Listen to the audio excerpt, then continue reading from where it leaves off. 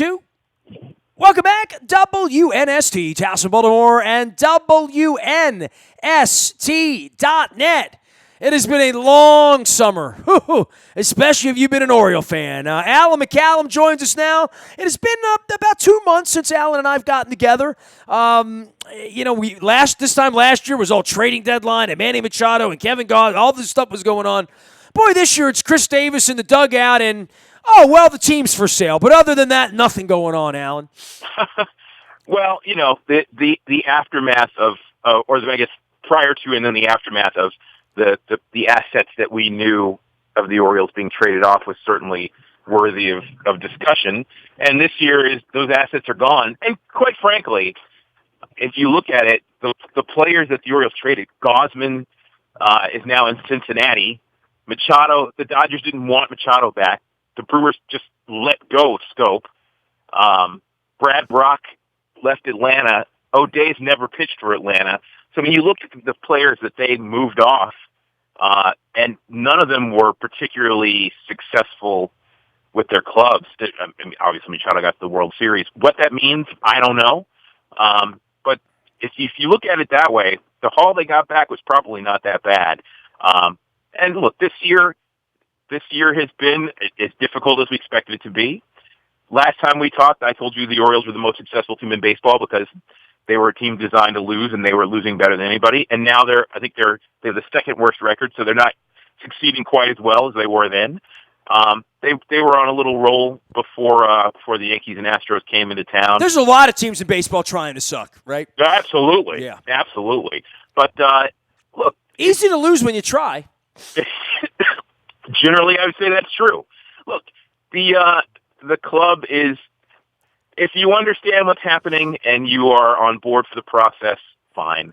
But in terms of watching the team, people say they're scrappy, and that's absolutely true. And you're looking for diamonds in the rough, and there are a couple here, a couple there.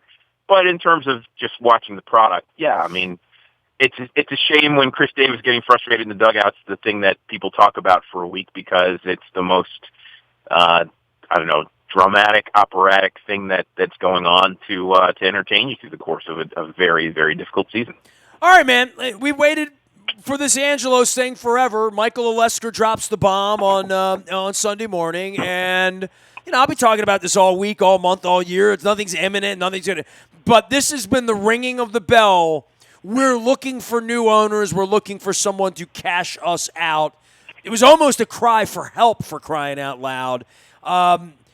It's a fascinating couple of years with where the city is and where the leadership is and the problems we've had as a community. You and I have discussed this, you being an African-American man from the west side of town and me being an Hispanic man from the east side of town and, meeting downtown and all the things that have happened with the president and the value of our city and how our population wants to come together here. I feel like we're on the edge of change in Baltimore. I really do. Change might be that someone wants to move our baseball team and someone wants to buy it and put it in Portland or buy it and put it in Nashville. Now is the time to find out. And no one's going to show their cards, Alan. But if Major League Baseball, if those owners don't want to be here anymore for whatever reason, or are really trying to get to Charlotte, or really trying to get to Nashville, or there's a rich guy out there in the woods Las Vegas. Or Las Vegas who would pick the team up, this would be the time that's going to happen in the next 24 months. And, oh, by the way, if the city's going to rise up and find an owner and find local business and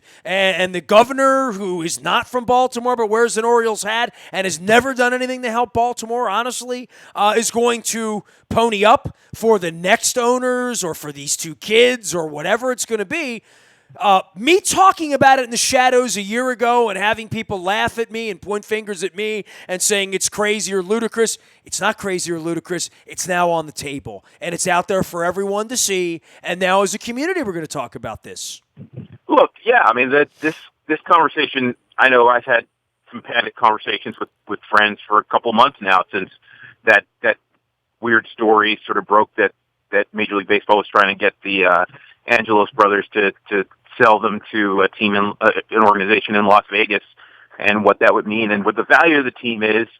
And, I'll tell you that if it comes to that and the Orioles do leave Baltimore, Maryland, this has been engineered for years. And I know as much as you've talked about the Matson deal and what Angelos and the Orioles have taken advantage of. The most profitable element of their region was taken away from them when the Nationals were brought to Washington. And as valuable as the Orioles apparently are now, just imagine what kind of value they'd have if they still had the D.C. and Virginia markets truly in play for them. Now, I've had conversations with National fans, and they'll tell you that the Orioles stole their market when they last lost the Senators, and I guess that's true. But after 35, 40 years, that's a piece of information that that can certainly be debated. I certainly understand the Angelos brothers wanting to sell the team. You talk about the return on what, 1 3/4, $173 million when their dad bought the team, and certainly the uncertain future of what their net worth is going to be. Angelos at 90 is clearly not the man he once was, and in terms of his firm and running the team.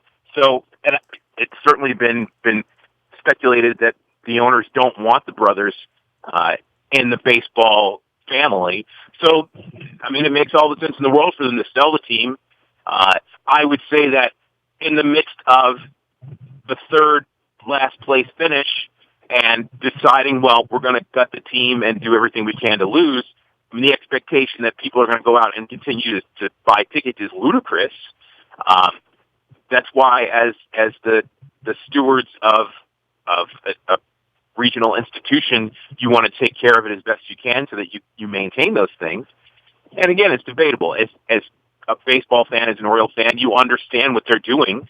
They're trying to build something in a difficult time when the Yankees and the Red Sox are going to continue to be in the division and have far more money. And the cash cow that has been Matson is now in question.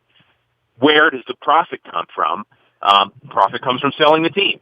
So I understand all those elements. I understand why they want to do it. And now the question is, what does it mean to you and me? What does it mean to the fan? Do we get a better experience out of this? Do I get a press pass back? Do people want to rush back and buy tickets and buy sponsorships and be involved with the team? Well, the first question is going to be, who's going to buy it? Is it going to be Kevin Plank? Is it going to be who has the money? It's not going to be Kevin Plank. It's not going to be Steve Bisciotti. It's not. It's just not. So stop all that on the internet. It's not. It's not just because you think they're rich and famous. It's not. Kevin Plank's not buying the Orioles. Not you. I'm talking about everybody else. I have no idea who's going to do it. My question is, who has the money to do it? And obviously, the days of an individual buying a team, those are for all intents and purposes long since gone. It becomes a corporate entity, and what's the investment? What institution is going to buy the Orioles, keep them in Baltimore, and how will they be run at that point? And look, the biggest thing that you have that this region has going for it is Camden Yards, in the sense that it is a jewel for the baseball world, and someone putting the right money, the right time, the right work behind this thing could really still make the Orioles something really special, and certainly a crown jewel of baseball. Is someone going to do that? I don't know. So, you're right. We are in a crossroads in this country, in this region, as a city, as sports fans. I think people are taking a lot of time. We've talked about this in all kinds of forms. How much money they're going to spend on sports. The purchasing of 60-inch TVs and home entertainment centers, and enjoying yourself at home in that experience, as opposed to spending $20 to $50 to park, $50 a piece for tickets, and then how much money you're going to spend to the ballpark. What's it worth to people?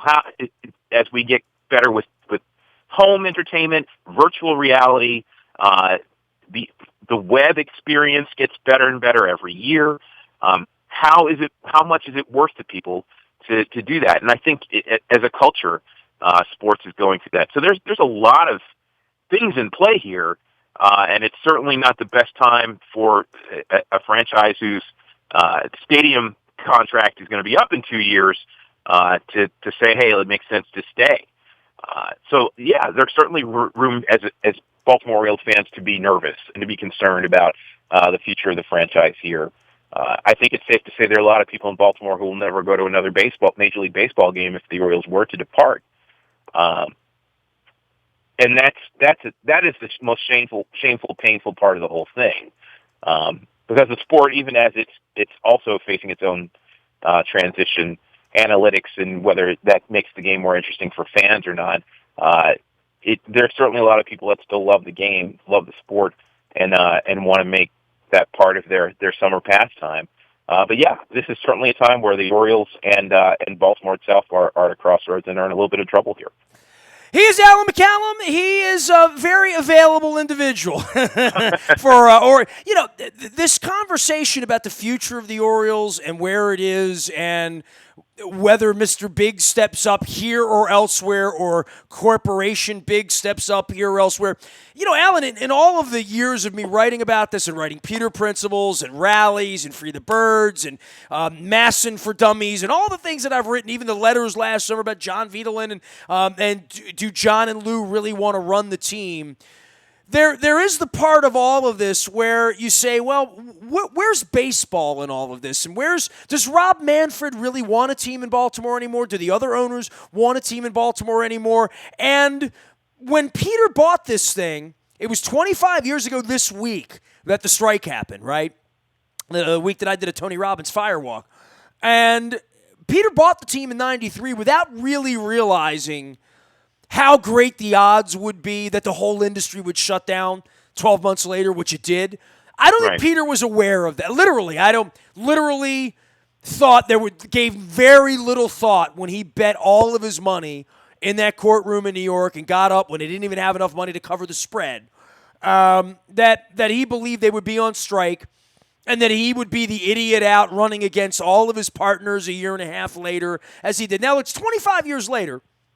But I do look at this and say, where is baseball? Where's the future of the sport where everything's a strikeout and a home run, where nobody's going to the games here, where half the teams in the league are kind of tanking, where Adam Jones isn't worth $3 million on the open market, where the Players Association is going to go to war with whomever the owner of the Baltimore Orioles or the Nashville Orioles or whatever they'll be. But there really is an industry issue here, as well as all of that, as to what kind of an investor it would attract at this point and what they would think the upside of Baltimore or baseball or the Orioles is. Because Peter bought this all about Cal Ripken in a brand new stadium.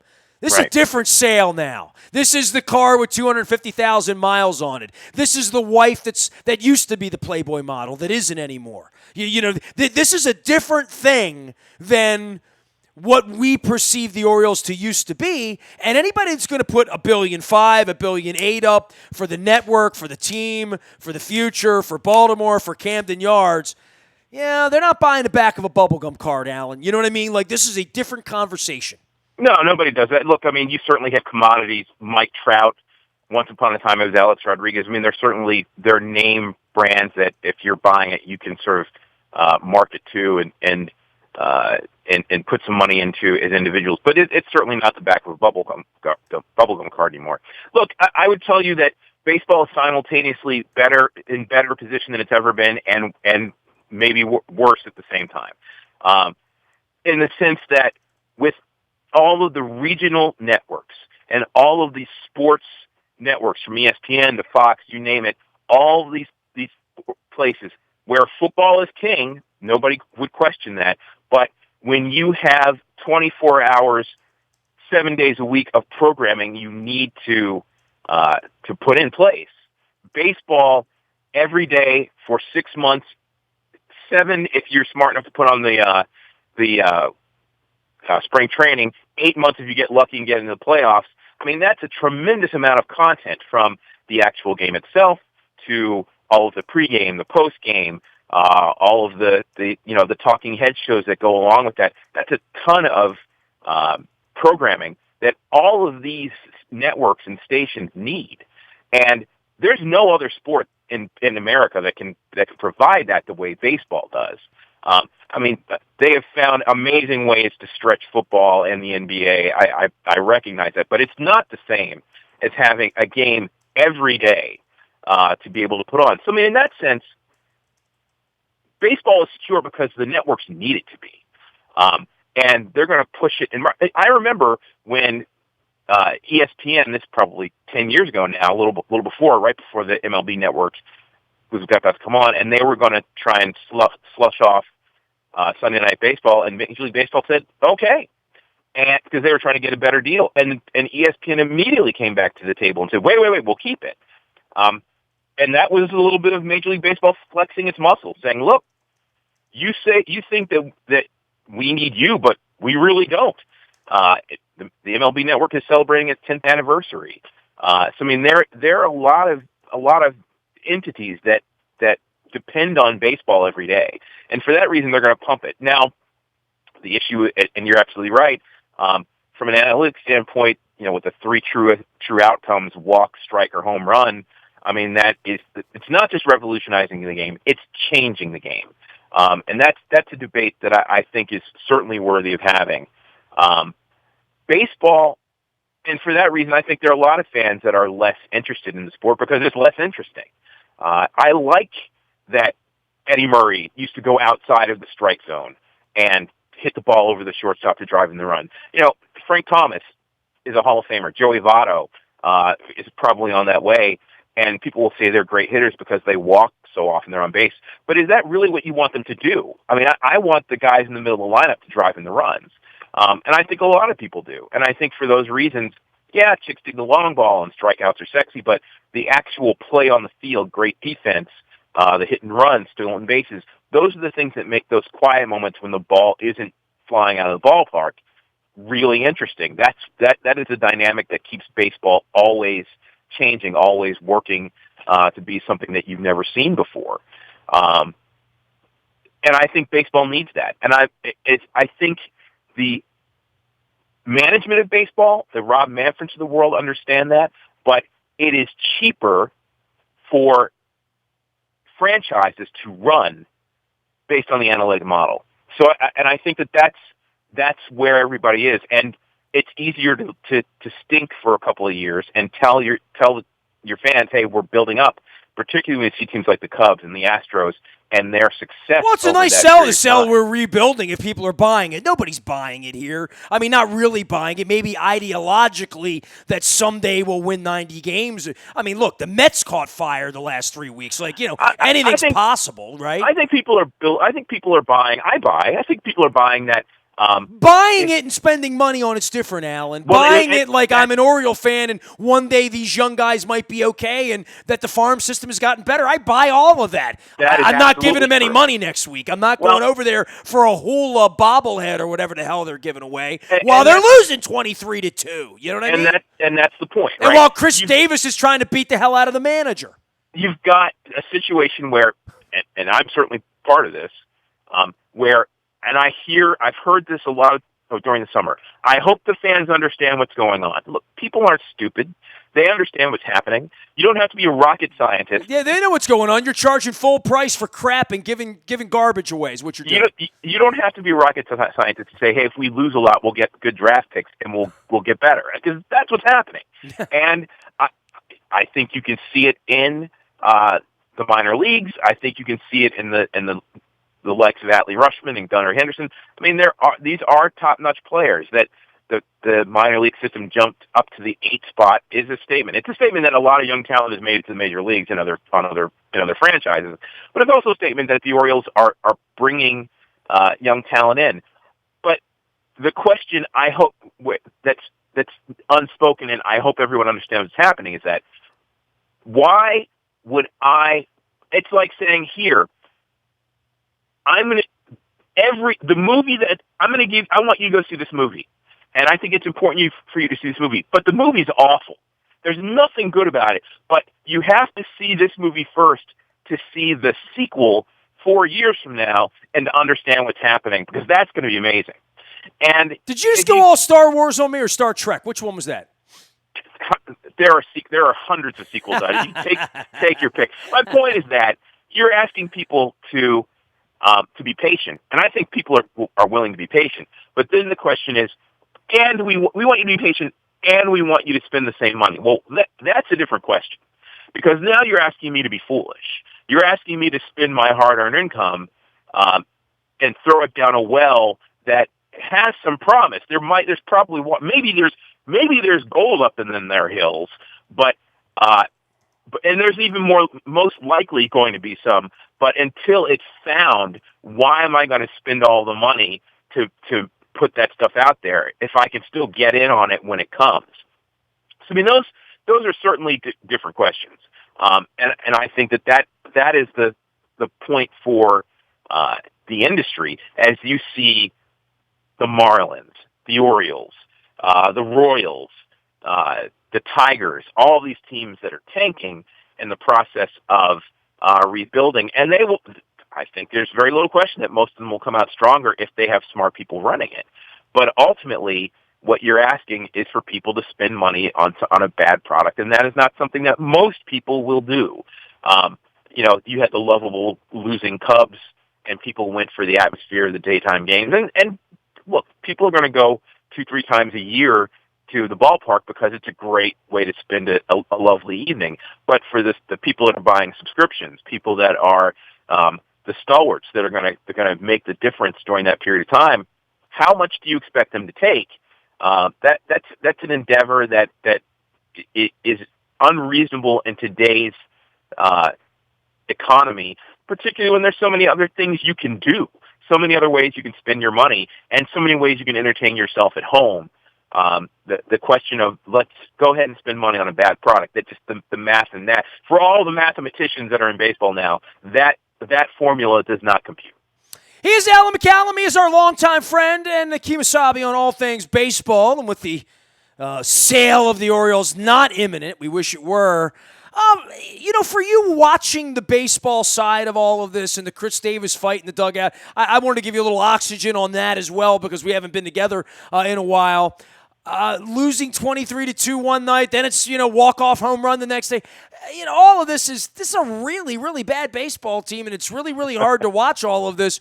And for any of us to look at it and say, what else am I doing with my summer? My highlight was still the Billy Joel concert, right? And there's the Chris Davis dugout thing. Like, I'm not even interested in that. Like, that's a guy making $100 million amongst a bunch of guys not making $100 million and not producing. And that's a manager that doesn't make a whole lot of money being snarky, obviously. And, that should have been expected a long time ago. They lose 2 out of every 3 nights, that they play. They get their brains beaten, and they have no pitching. They have no fans in their stadium. I mean, it's the dog days. I mean, quite frankly, I'm shocked it didn't happen earlier. Well, on that particular occasion, they had a lot of fans there. Unfortunately, they were fans of the other team, and I think that's probably the hardest part. When you've got Yankees and Red Sox fans coming in, you're getting your brains beat in your own ballpark, and it sounds like you're winning a World Series. I mean, that's got to be an incredibly difficult element for the manager, for the players, certainly for someone like Chris Davis, who has certainly had better seasons and was one of the most feared hitters in the game at one point. Look, in terms of watching the team, I'm not going to tell you that I've sat through every inning of the bullpen coming in and flame throwing the game, because I haven't. Have I seen more than most? Probably. When you watch the 2019 Orioles, you're asking yourself the question: who's going to be here in 3 years? What are there any gems on this team?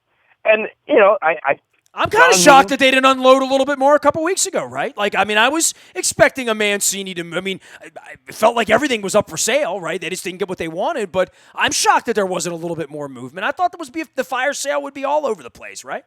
I like that they didn't sell just to sell, and because they can do it in the off season. Trey Mancini is an interesting guy. I hear a lot of people say, "Oh, well, he's okay, but he's not a superstar," and that's true. He's not a superstar, but he's better than people give him credit for. And it's funny that I think every team has a guy like this, the guy that you take for granted until he's not there. And I think Mancini's that guy. I mean, this is his 3rd full season. He had a really nice rookie year. got hurt and had struggled through the first half of his sophomore year, and has come back with a really strong number 3 campaign. And while maybe not a superstar, who's going to poo-poo 30 home runs and 75 to 85, 90 RBIs? A kid who's patient. Well, he's not a kid anymore, but he's not 30. A guy who's patient and gives you good at bat, and is as much as he's not going to win a Gold Glove in the outfield, doesn't embarrass himself on a regular basis. John Means, he's been injured, and it's a little bit more of a struggle in the last couple of months, but it's worth asking the question: is he going to be Dallas Keuchel, or is he going to be Jeff Ballard? I mean, going forward, I don't know, but it's worth asking the question. I think everyone, I'm certainly not the first to say this, that Anthony Santander is probably the guy that looks the most like he could become something legit here. And if that's the case, it would be really interesting that, as Dan Duquette was walking out the door, he found one good Rule 5 guy who might help build a future around the team. So, look, there are pieces that, and that's what you watch for. Is Miguel Castro going to figure it out? Is Asher Wojciechowski a guy that's going to turn into a legitimate back of the rotation guy who can help eat innings as he gets stronger, more confident in his abilities? Most of the guys on this team are placeholders, and I think everybody understands that. Jonathan Villar, and there's the other thing. Jonathan Villar is a player that has a lot of talent, but he's not consistent enough to be a superstar. And he's got great speed. He sometimes makes a spectacular play, and sometimes he makes a bonehead play. Dwight Smith, who looked like a house of fire for the first month of the season, you started to see very quickly that he doesn't play great defense, and he makes bad mistakes. That's been interesting in the sense of baseball being the soap opera, that you live with it every day and you see how things unfold. And what looks like a superstar in April, you find out what the truth is of them July or August, and probably not even that July or August. For me, I always say I need 3 years from a guy before I can really have a sense of who he is. And I think people in this town, unlike some others, get a little invested. It'll be a shame for some of them if a Trey Mancini gets traded. Maybe not so much Jonathan Villar, but you watch a pup like Richie Martin grow up, and you say, I see the raw talent defensively. I see the speed. If he can figure out swinging the bat just to get on base 32% of the time, he can be a really productive shortstop batting at the bottom of the order for a club that has potentially strong raw talent all through the rest of the lineup. Those are the things that make the season interesting if you care enough to deep dive into it. So, it's the deepest cuts on the albums from your favorite band that didn't sell quite as well. That's what you're looking at right now. In terms of Chris Davis has been a lost art for a long time. I mean, there are a lot of people that were happy when the Orioles signed him, and I didn't know he was going to be this bad, but the 7 years for a guy who is a streaky power hitter, who does not whose holes had shown themselves on more than one occasion, just never felt like a good idea to me. That he has become arguably the worst player, the worst contract in the history of baseball, and I can debate that. Is incredibly unfortunate. I don't doubt for a second that Chris Davis is a good guy who cares and wants to be and is trying to regain himself. I also don't see him retiring to save the Orioles money. There's a practical element to that as well. It is less than likely that he's going to regain his form. I mean, it made sense to me. There's no reason to cut him. I mean, they're trying to lose. So why not leave the worst player in baseball on the team when your goal is to lose so you can get better players along the way? It's all part of the concoction. It's part of the recipe. Right. But I mean, there's going to come a point when, for the sake of a roster spot for the guys that are in the way, Ryan Mountcastle. I mean, people have been talking about Ryan Mountcastle, who clearly looks like he's got a major league bat, or at least on the way. Mark Trumbo, who hasn't played all season, Chris Davis, Trey Mancini.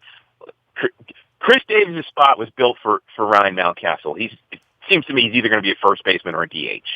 And fortunately you're playing an American League team where the DH is a legitimate thing. I saw Edgar Martinez and Harold Baines going to the Hall of Fame, so I know that that's the case. So there is a position for him. I know that they would prefer that he plays one of the a defensive position. So it seems to me first base is the one most likely. And he looks like he has a bat that can support that. Well, Chris Davis is going to have to go when that time comes. It's fine right now because they don't want to start his clock. They're trying to figure out what he can really be. But Chris Davis at some point is going to be gone before the remainder of his contract. And if he isn't, then there needs to be a bigger investigation into what's going on. But that frustration and what happened, as you said, it's shocking that it didn't happen earlier. I give him credit. He's generally at his locker. He answers questions. He does the interviews. He understands that there is a responsibility to the fans and to the people that watch every night. That's attached to the contract that he got, and I respect that. And frankly, I respect that at some point you boil over too, because if you do care, there's pride, there's impact. I wasn't offended by it. I just sort of shrugged my shoulders and said, they're going to lose 100 games. This happens on every team with 100 teams lose 100 games. And more than that, it's a rookie manager. Every part of this, it sucks being an Oriole unless you're the 23rd guy on the team who has no business being there and you're happy getting the per diem because you never would be in the big leagues or have this opportunity anywhere else. So for a lot of these guys, as you've pointed out, it's a godsend in their career. Absolutely. And look, Buck Showalter and Brandon Hyde. Buck spent a lot of time casting the spotlight on other places, whether it was good or bad. When someone did something really good, Buck would always make the point to point in the direction of someone else that contributed. And when things were bad, Buck would speak to it, but then he would talk about, a positive somewhere here, somewhere else.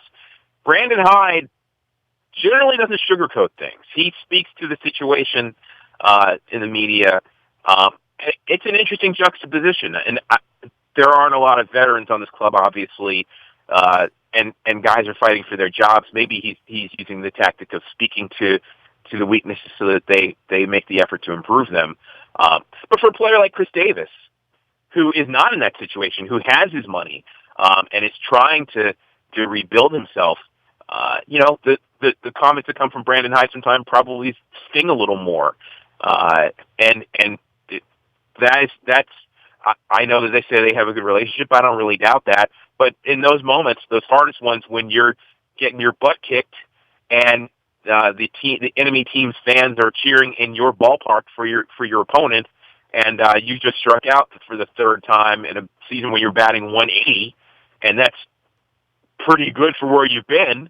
That's going to happen, and it wouldn't surprise me if it happens at some point in September too. They as hard as it is to watch as a fan, for the guys that are out there getting their brains beaten every day, it can't be a fun experience. It's great to be in the major leagues, but it cannot be a fun experience. And that's why when you see moments like Rio Ruiz hit a walk-off home run against a team that's been beating the Orioles like a drum for probably 5 years now, you see the celebration because it's an exaltation of a moment that they haven't gotten much of in the 2019 season. In a season where they're still going to lose 100 games. Alan McCallum is here. We've talked some baseball. We don't do it often enough. Certainly, I have been waiting 25 years to talk about a potential sale of the Orioles. I hope it does not end with the Orioles being somewhere else. But be careful certainly, what you wish for, Ned. Yeah, certainly it has been a... if it's 25 more years of lies and last place and empty stadiums, and we're going to lock the stadium down when the city's struggling, and we're going to run off to Nashville and wear a cowboy. If that's what we're going to have here, this half-assed version of the Orioles, I don't know, dude. I don't know. I don't know. Right. That's a debate for another day, but the debate is now, will someone else come in here and run it differently? Because if they're going to run it this way, it's not worth having. It really isn't worth. It's certainly not worth us going to the state of Maryland and saying, give them 10 parcels of land and let's give them $600 million of civic money or whatever it would be after they have bled the public and used the stadium as an ATM over the last 25 years. I mean, the only winners in the Baltimore Orioles over the last 25 years have been named Angelos. Maybe the guys at Pickles Pub, but other than that, I can't think of anybody not named Brady Anderson who didn't get rich off this, you know? So here's the ideal scenario. Someone who has money, who is clearly invested in keeping this team in Baltimore, who looks at the regime that just came in, Mike Elias and the like, and says, look, you know what? I see the potential here. I believe in what they're doing. And right at I see the crown jewel of baseball in Camden Yards. I see a stadium authority that would be terrified to lose another franchise, and will do anything to do whatever they have to keep them there. Who's probably going to give me a good deal. And right at the point when I would be ready to buy the team, they're going to start coming out of this thing. They're already lost. This will be the third last place finish in a row. The second 100 loss season, probably going along that way in 2020. But right at the time they're about to sell the club, they will be on the uptick, and at that point, fans will be coming back. You would hope that somewhere along the lines, after probably a brutal negotiation, that the contract with the Players Association is done, at least for the next 5 to 10 years. And, this is all cyclical. So the Red Sox and the Yankees, who are at their peak in these couple of years, their players will be getting closer to free agency. They'll be moving off, and the window will be opening for the Orioles again with a sustainable minor league system and smart people making the right moves. And I'm going to put my money behind that and make good decisions and let these people who I trust to build my franchise do what they do best. That's the best case scenario. Is that possible? Of course it is. Is it likely? I honestly don't know that question. And for me, that's, for all that we're talking about the potential for them leaving, that's the unknown variable in this equation. Who is the person who's the person or the corporation that has the money, that sees the potential in Baltimore and Camden Yards for the Orioles, that's going to make this come to pass? And that's where the payoff will be for the fans. That's where the payoff for all the people who have stayed tried and true through 14 losing seasons, and an oasis in the desert where they had the best record in the American League for 5 years. As that fell apart, stuck with it. That's the jewel. Who's out there to do that? Again, is there someone? Yeah, possibly. I just don't know who it is. I don't know who it is yet. Alan McCallum is here, and he's about to exit. I'm sure we'll talk some baseball at some point before the whole thing's over, and we'll have pennant races. And they're actually going to play a World Series this year. We're not going to be involved in it, but we will be watching it. Alan, take care of yourself. We'll see you down at Strathmore soon, okay? Look forward to it. Hey, man, give a plug to to your baseball museum out in Owings Mills, because you do it better than I do it. If you go to the Owings Mills Library, you will find a lovely Negro League museum that is certainly Baltimore-centric, and that has a tremendous amount of history. It's growing. It's still a little small right now, but it's growing, and it is a labor of love and passion for all that are all involved. And I would ask everyone to go out and get that experience. And in a summer where baseball is wanting on the field, there's still places where you can celebrate the game you love and enjoy it. My man, take care of yourself. Stay cool during the summer months, and we'll get a ball game and a beverage sometime here before it's all over with. All right. All right, Nestor. If not a Billy Joel concert. He is Alan McCallum, our longtime baseball insider. You can find me out in the buyatoyota.com audio vault 24 hours a day from anywhere in the world on your mobile device by downloading the TuneIn radio app. We do come in crystal clear from anywhere in the world. It's good to be back on duty, talking about sports and hopefully talking about the future of the Orioles in some positive way. We're doing Baltimore Positive this week. Chris Van Hollen was our guest from last week, our U.S. Senator. You can find us at State Fair, at Jennings, at Fadley's, with great guests coming up in the weeks ahead. You can find the whole schedule at BaltimorePositive.com. I'm on Facebook and Twitter and LinkedIn and Snapchat and Instagram and streaming live on our Facebook as well as our YouTube WNSTV channel. We are WNST.net, AM 1570 and WNST Towson, Baltimore, and we never stop talking Baltimore sports.